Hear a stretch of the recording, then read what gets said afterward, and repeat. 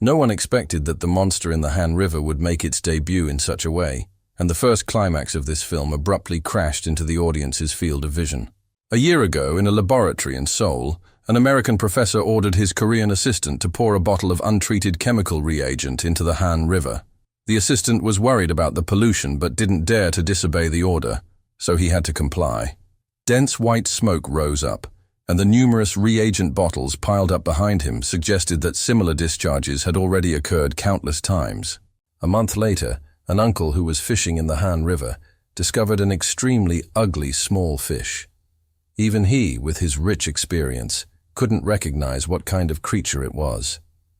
3 months later, a man stood on the Han River Bridge, ready to commit suicide. The water surface was eerily calm without a single ripple, seemingly hinting at the formation of the monster. It was not until he jumped off that the film truly began. Aaron is a middle-aged man with an ordinary career, but he has a smart and lovely daughter. The family runs a small grocery store by the Han River. On this day, they were watching their aunt's competition in front of the TV as usual. The father asked Aaron to deliver food to the customers. When he arrived, everyone was looking in the direction of the Han River Bridge. Aaron, not understanding, followed them. Just then, the monster in the Han River made its first complete appearance. However, the crowd of onlookers didn't realize the danger.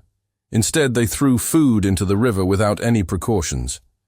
When the dark shadow on the water surface disappeared, the first climax of the film suddenly exploded. Aaron stood there stunned, and the people around him seemed to be frozen in place. By the time they realized what was happening, it was already too late. The monster rushed onto the shore, and the peaceful Han River instantly turned into a bloody slaughterhouse. The crowd fled in panic. A group of people fled into a container in a hurry, thinking they were safe. Unexpectedly, the monster broke through the door directly. Accompanied by violent vibrations and heart-rending screams, the tragic scene inside was self-evident. After his daughter escaped, Aaron held her tightly and ran for his life, with the monster closing in step by step. Just then, he stumbled and fell. When he hurriedly got up and looked back, he realized that the person he was holding wasn't his daughter at all. He was instantly stunned and searched around for his daughter's figure, but it was all in vain.